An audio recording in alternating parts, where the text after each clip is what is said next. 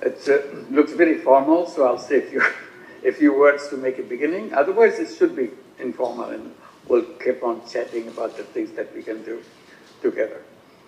First of all, I want to mention that this is an exciting moment for us because this is a month of victory. That's December each year. 16th of December, when the Pakistani army surrendered. So Bangladesh became an independent country. So we celebrate this whole month on this occasion. The celebration goes on. So this is a wonderful occasion that we get the chance to meet you together, all the EU ambassadors, both who are here, based here, or those who are in Delhi.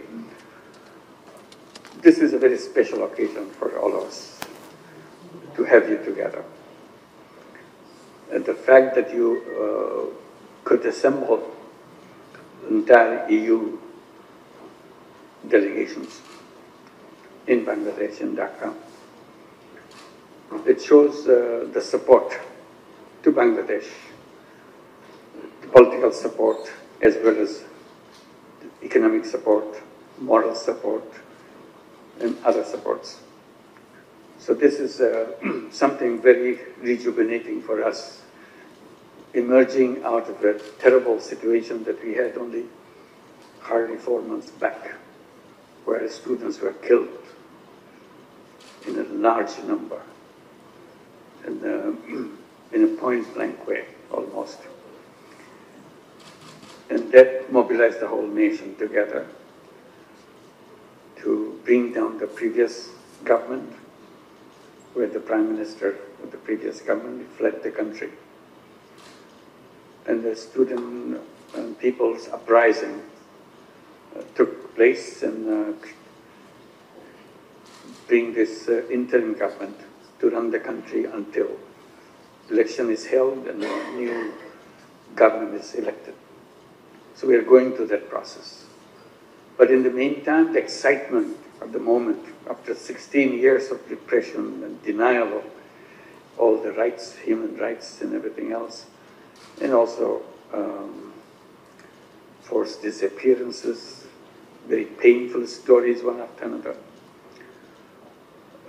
bringing the whole economy in a situation where it's almost collapsing. Banking system hardly functions. We appointed a white paper committee to kind of document what the interim government inherited from all this as an economy, as obligations, and so on. And they just submitted that report. I hope you had a copy of that. So, yeah, and have a copy of that. So you see in the documentation how things were at that moment.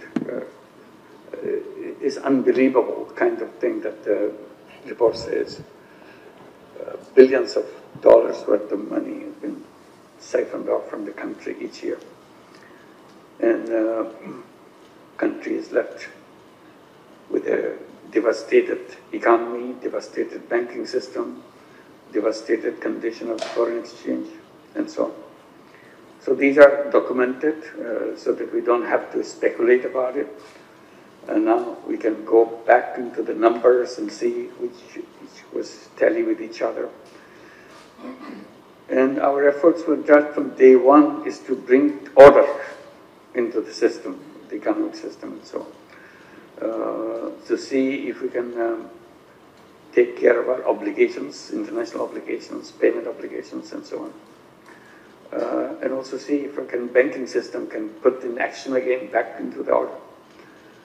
There are strict rules were formulated so that banks come in to follow certain rules, and that meant depositors couldn't withdraw the money they wanted to get back from their own deposits.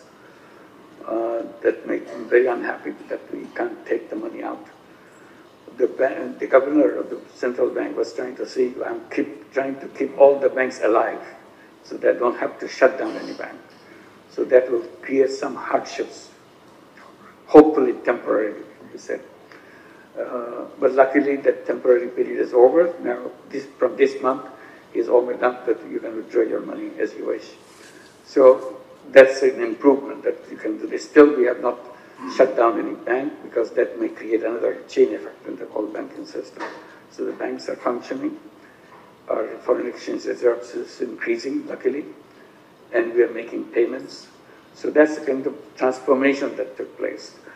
The reason I was mentioning the initial condition is it started in a kind of a situation of total devastation, both in financial terms and also in human terms, also in law and order terms. Many were speculating that there will be a lot of bloodshed, right? Immediately after the Prime Minister fled, there will be reprisals attack in a massive way. A huge number of people will be killed and so on. Luckily, that has not happened. But we hear that some random cases of attacks, particularly to minority communities, and we wanted to make sure that we identify them and make sure they're safe, whoever the families and so on. So that was our initial efforts. And the law and order situation went down because these are the police who the other day was killing everybody, the kids. And these are the kids from the same city. So it's not some police coming from another city killing them. It's the same police, same city, same people. They know the neighbors. So the police were afraid to go on the street because people were very angry at them. So it took time to put a police force on the street so that they can carry on the law and order responsibilities and so on. Today, I would say after 4 months, I think some order has been put in the police force, that they are taking orders and going back to their work. So discipline has come back. So that's an improvement over 4 months.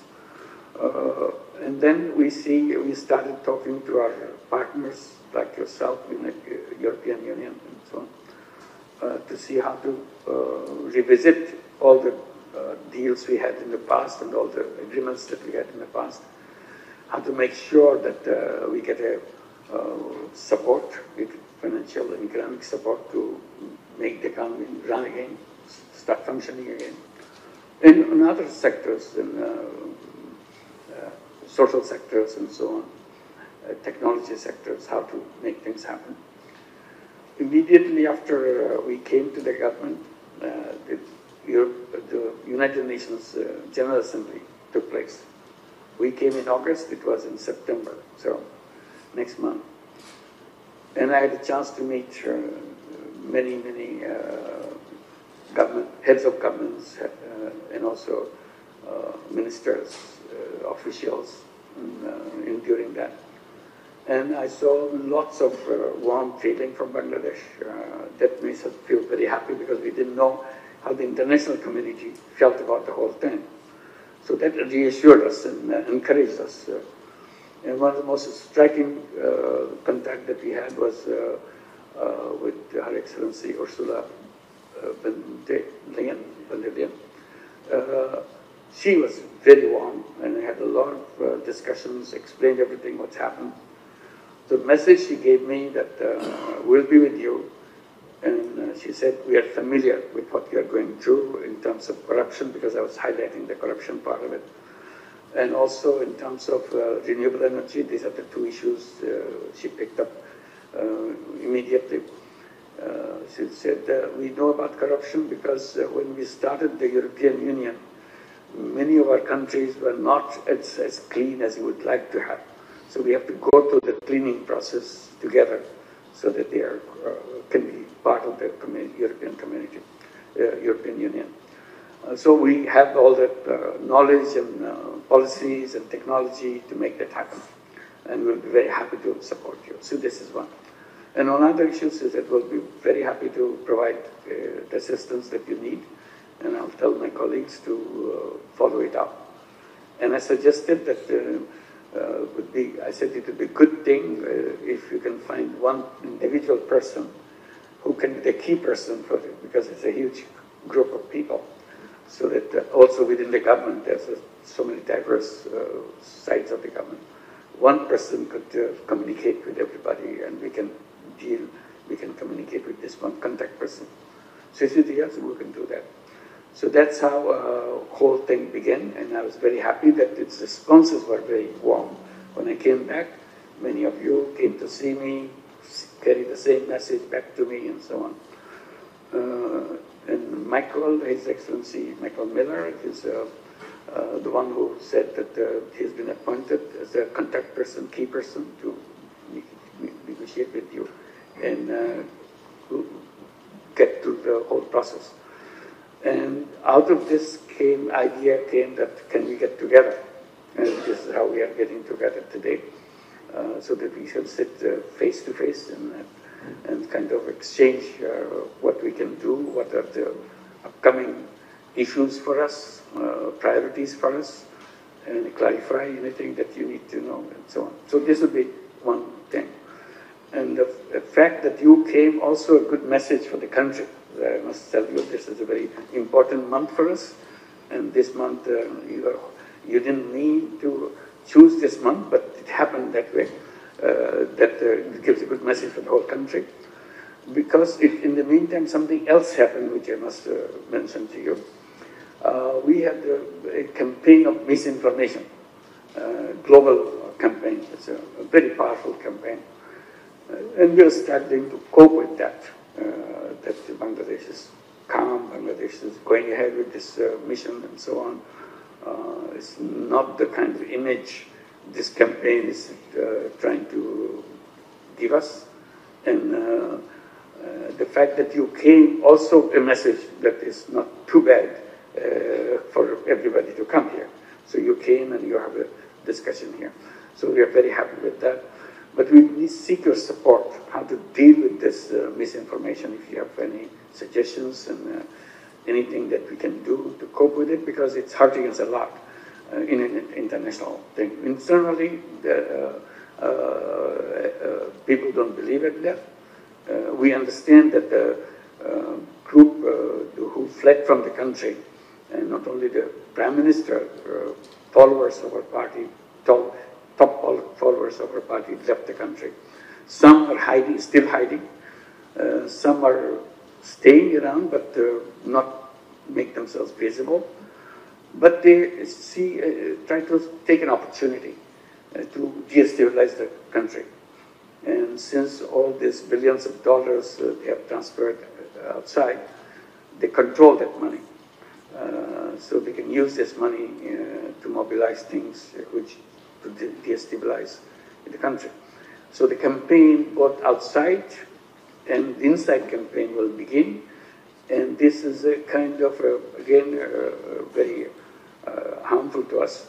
The Prime Minister who left the country, she's still speaking to the people of the country by television, by videos, by international presentation of her voices, in, for example, in New York televisions and so on.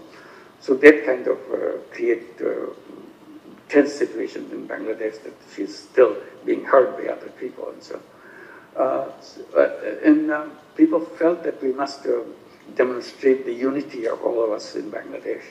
And I'm very happy all the political parties, every single political party get together. It's not common in Bangladesh for all political parties to get together and say we are one. We may have disagreements with each other, but when it comes to the solidarity of the nation, we are one. So they all came in one place and repeated this.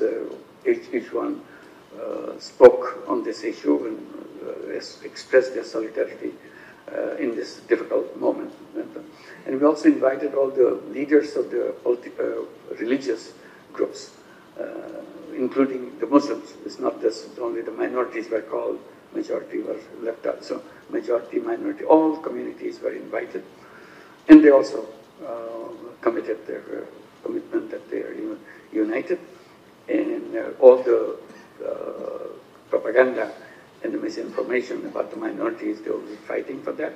And they will still stay behind us to make sure that we can continue to be a family, irrespective of what religion, what political leanings that you may have.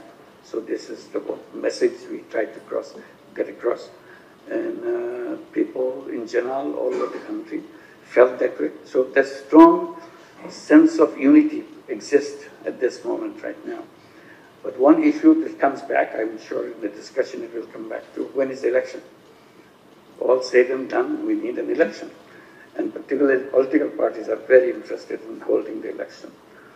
We are also interested in holding the election. But I'm trying to explain to people every time I get a chance to do that, that when this interim government was created, the two responsibilities were assigned to them.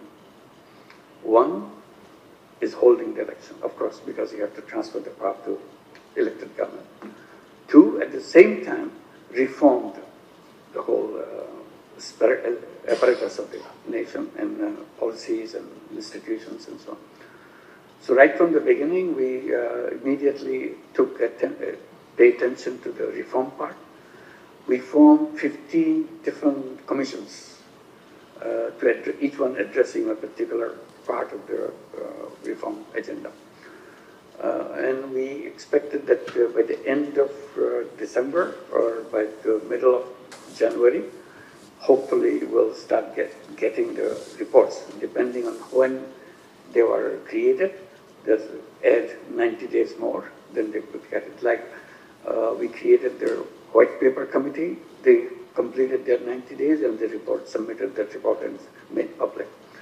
Now others will be coming up almost by the end of the month.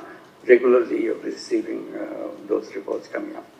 So what I explained to people that look, if you have to have the election, there are certain reforms that have to be finished before the election. There's an election reform commission already. So we have to wait for their report so that we can incorporate it in the election process. If you hold the election now, it will be the old-fashioned election, and all the old-fashioned problems may come back. So, and you all promised to avoid the old-fashioned problems. You committed yourself to have a new Bangladesh. That's the commitment. So new Bangladesh needs new policies, new institutional framework, new way of dealing with people and so on. So this is what we are waiting for. So I said these two processes are moving in the same direction towards the goal. If the election procedure, election process and all the reforms of election are done, we'll be ready for election. But all the reforms may not be done yet. So I'll ask the question to the nation, whether you'll wait for further reforms or you'll go ahead and have the election. Just up to you to choose. This is the choice I will give you. But they want the date. I said, I can't give you the date now. I can only say that this is the process which is going on. So this is the direction we are going. We can come up with some kind of announcement this month, how the process will go and where we expect these to end, this kind of thing. So this is in that process. People understand that when the political parties meet us, publicly they talk about immediate election, but when we meet privately, they are very friendly and they said, yes, we understand, but we don't want you to delay it because it may create problem for everybody. We have said, we understand that too. We are not going to delay it purposefully, but this is the thing that we will put on the table in front of you and you judge. We will not do anything without consulting you. So this is our task. We are not somebody impose anything on you. That's not us. What you will guide us, we'll do accordingly, but we'll tell you what you want. So sometimes we feel that politicians are, I wouldn't say all politicians, but some political parties, eager to have the election without reform. That's the kind of tension creates that the broad population wants the reform, and the students who give their lives, they very much want the reforms to be done. So we are kind of a situation where we have to bring all these ideas together and create a consensus for that. So see that it's acceptable, although we are not terribly happy, but it's acceptable, but you sacrifice something, gain something, something like that. So we are entering that phase now also to do that. So this is just to give you the background of the election part of it, political part of it. Definitely we are moving in that direction and very steadily we are moving into it. and we keep in track with all the political parties. The interim government has a regular feature of discussing with the political parties. People are assigned to contact them and brief them from our side, they brief us from their side. So we try to combine both sides and see it doesn't, some point it doesn't explode somewhere. That's what we don't want. This is not the government which can head for any explosion in the country. So our job is to keep the cool and make this election process go and happy ending, so that everybody is happy with the election process and so on. There are problems on the election. We are probably familiar with that. For 3 consecutive elections, people really didn't vote. So the whole apparatus of the election procedure is totally collapsed. So voter list and young people who became first-time voters, for example, never could vote. And for 3 consecutive ones, they couldn't vote, the first group of people. The second group of people who will be becoming the first-time voters this time, they couldn't vote either, so we are adding to that. Third-time voters, they couldn't vote either. So there's a whole group of generation of young people who have not gone to the polling booth and cast their votes. They're all excited to vote for the first time in their life and see how it feels like to vote. This is one, in how to make this electoral rolls, electoral voter list, make sure everybody is included. They are not excluded, because voter list and so on was not done in a proper way, because they were not having an election in a proper way either, so they didn't mind that. So we want to make sure everything is properly done. And then we made a promise during the entire period, not us, all of us combined, promises that the overseas Bangladeshis will also be allowed to participate in the election, which they were never done before. It was a very dear kind of wish for the overseas Bangladeshis that for the first time will be able to vote. Because whatever happens in Bangladesh, we immediately feel it, we immediately responded, but somehow we don't have a voice in the political affairs of Bangladesh because we are not voters. So this we promised that this time we'll do that. So that will need another kind of extension of the voter list and so on. So make that happen. So these are the things, but we are not saying this is an impossible task. We're saying this is a little time consuming. But we don't want to consume so much time that people get so impatient they don't want any reform, just have hold the election, get it out. We want to not to get to that. So this is the situation. We want to make sure that the human rights are established for everybody, including all the minority communities and all other communities. This is our #1 priority for the government, because this government is composed of very interesting people, the advisors. Some of them were the activists and human rights activists, spent time in jail for his activism and so on. Still he's an activist. And some of them are women rights activists, some of them environmental activists. These are all activists, not only activist leaders, they're also the founder of the organizations they lead. So these are very important people in Bangladesh in terms of their campaign for the work and so on. So we have to make sure that they are also happy with what we're doing because of the strict way they want to see the nation proceeds in the next step. So this is another combination that we have to make sure that we can accommodate everything from around the country, at the same time the group that we have within the government itself. So this is it, and the economic part is still we have to work together, and that's why we need your help, tremendous help on the technology side, particularly on the corruption fighting. This, if you want to understand the corruption, I think the white paper would be a good, I shouldn't use the word Bible, it's kind of a documentation of what kind of corruption goes in the country. That's on the government side. There are many other private side also, but these are the documented government side corruption, that a massive amount of corruption. It's not stealing, it's just a plain robbery in front of everybody else. For example, a whole bank is taken over. Let's say threatening their board members to resign and put new members to get in, and bank is taken over by some group of people with the support of the government and so on. So these are the kind of things. It's a daylight robbery kind of situation in the big banks and so on. So that's where we have to make sure that we bring discipline, we bring order. Our ready-made garments industry, which is our key industry, they are the top ones, which is very well known, became dysfunctional because the owners fled and the companies can't pay the salary of the wages of the employees, huge number of employees, one company. The group has more than 40,000 employees, don't pay. So we are trying to pay, because they are demonstrating on the state, destroying plants, factories nearby, forcing the labor from the other factories to join them, in the process destroy their factories and so on. So we have to make a deal that we will pay the salary from the government until we can find a way how to make it work.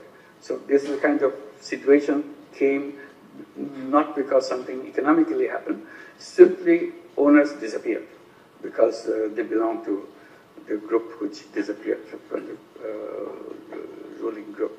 So this is where we are. But we have not given up. We continue to proceed and we'll find solutions to problems that we have. So we will, that's where we are. I think I have to make a long statement. I thought I'll stop quickly. But now I gave you a little background where we are coming from.